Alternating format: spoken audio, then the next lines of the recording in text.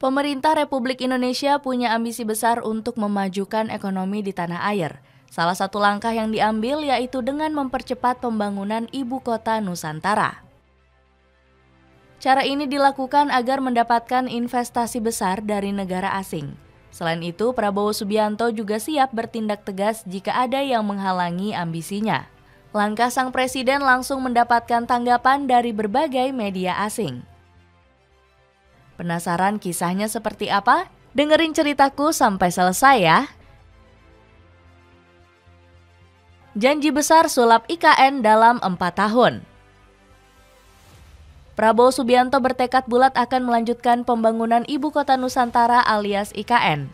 Pada 17 Agustus lalu, Presiden Jokowi menyebut progres pembangunan IKN baru mencapai 15%. Setelah dilantik jadi Presiden ke-8 RI, Pak Prabowo nggak ragu untuk melanjutkan proyek IKN. Sang Presiden bahkan berjanji bakal merampungkan proyek super ambisius ini. Saya kira sudah berkali-kali sampaikan bahwa saya bertekad untuk melanjutkan, kalau bisa menyelesaikan pembangunan IKN ini. Janji Prabowo dilansir dari Kompas TV. Hebatnya lagi, Pak Prabowo bakal mengusahakan IKN selesai hanya dalam 4 tahun saja. Hal ini dibocorkan ke publik langsung oleh Menteri Sekretaris Negara, yakni Prasetyo Hadi. Itu target dari Bapak Presiden, 3-4 tahun harus selesai semua infrastruktur IKN. Ungkap Prasetyo Hadi ke awak media. Pak Prabowo menekankan jajarannya untuk bekerja keras demi merealisasikan target. Untuk memuluskan janji besar ini, Pak Prabowo mengusung beberapa langkah taktis. Antara lain, sang Jenderal Bintang 4 kehormatan ini bakal mengucurkan dana besar. Hal ini ditujukan untuk membangun gedung-gedung penting untuk yudikatif, eksekutif, dan legislatif. Saya ingin meyakinkan otorita bahwa ruang anggaran yang kita siapkan cukup besar dan kita bisa, saya kira, selesaikan beberapa hal yang penting dalam IKN ini. Ucap Pak Prabowo dilansir dari setnek.go.id. Alhasil sejumlah hal yang dinilai membuang-buang anggaran kini dibereskan. Misalnya saja pemerintah baru saja mengembalikan kereta tanpa rel ke Cina.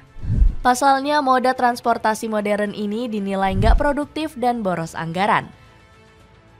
Fokuskan IKN jadi pusat pemerintahan politik. Janji Prabowo untuk segera menyelesaikan IKN gak lepas dari ambisi besarnya. Pasalnya, kota tersebut diinginkan untuk menjadi pusat pemerintahan dari Indonesia. Diketahui dirinya ingin Nusantara menjadi daerah yang berfokus pada kegiatan politik negara. Sedangkan Jakarta akan dijadikan sebagai pusat ekonomi dari Indonesia. Hal yang dirinya lakukan ini dinilai terinspirasi dari Malaysia. Pasalnya negara ini memiliki 2 ibu kota, yaitu Putrajaya dan juga Kuala Lumpur. Prabowo sendiri bahkan sampai memaksimalkan pembangunan dari Nusantara. Dirinya percaya kalau Nusantara sebentar lagi sudah bisa digunakan untuk kegiatan perpolitikan negara. Ambisi besar dari Prabowo ini bahkan mendapatkan sorotan besar dari media-media luar. Salah satunya datang dari media asal Inggris yaitu Reuters. Media ini mengatakan kalau Prabowo ingin gedung-gedung pemerintahan di Nusantara bisa selesai dalam 4 tahun. Pemimpin baru Indonesia Prabowo Subianto ingin merampungkan gedung-gedung pemerintahan dan parlemen utama di ibu kota baru senilai $32 miliar dalam 4 tahun ke depan. Tulis Reuters. Meski begitu, Reuters mengaku ragu dengan kecukupan anggaran yang dimiliki Indonesia untuk menyelesaikan proyek IKN. Apakah anggaran negara dapat digunakan untuk mendanai Nusantara bersamaan dengan program makanan gratisnya yang bernilai miliaran dolar? Janji kampanye pemilunya yang khas, tambah Reuters. Selain Reuters, Time Magazine juga menyorot rencana Prabowo dalam membangun Nusantara. Media ini menyebut pembuatan IKN akan menjadi ketakutan bagi negara barat. Kekhawatiran terjadi di kalangan diplomatik negara barat karena Nusantara dianggap sebagai peningkatan kerjasama Indonesia dengan Cina. Tulis Time Magazine. Aku rekomendasiin kaos keren dengan gambar Bapak Prabowo Subianto. Lihat review dan check out produknya di bawah ini ya. Mengajak perusahaan besar berinvestasi di IKN. Untuk memuluskan ambisi besar ini, Prabowo Subianto nggak sungkan untuk mengundang para investor. Sang Presiden getol mengajak para pebisnis luar negeri untuk berinvestasi di IKN. Belum lama ini Pak Prabowo menerima kunjungan dari Lawrence Wong. Perdana Menteri Singapura yang juga pebisnis ini dibujuk sang presiden untuk ikut andil dalam pembangunan IKN. Singapura sendiri sudah jadi mitra kerjasama Indonesia di berbagai urusan. Alhasil Pak Prabowo nggak ragu untuk mengajak negara tetangga ini berinvestasi di IKN. Kami membahas upaya untuk meningkatkan investasi Singapura di Indonesia pada sektor prioritas, termasuk energi terbarukan, hilirisasi industri, ketahanan pangan, digital dan semikonduktor, kesehatan, serta IKN, ungkap Pak Prabowo. Selain Singapura, ada juga 3 investor asing yang serempak masuk. Pertama, ada dari Tiongkok melalui Delonix Group yang berinvestasi di sektor perhotelan. Lalu 2 investor lainnya yang juga berinvestasi di bidang perhotelan dan bangunan. Masing-masing dari Australia lewat Australian Independent School dan Magnum Estate dari Rusia. Berikutnya ada Malaysia yang juga nggak mau ketinggalan untuk berinvestasi. Pebisnis dari negeri jiran menggelontorkan dana investasi untuk hunian dan pendidikan. Ternyata hal ini membuat netizen Malaysia merasa senang dan ikut kecipratan untung. Pasalnya wilayah IKN berdekatan dengan beberapa daerah Malaysia. Kami berterima kasih dengan pembukaan IKN, ekonomi kami juga akan meningkat. Jadi nggak perlu saling cemburu karena bakal menambah ekonomi bagi warga Sarawak, Sabah, dan Indonesia. Bunyi komentar netizen Malaysia. Keberhasilan mengundang sejumlah investor asing di IKN membuat Pak Prabowo senang.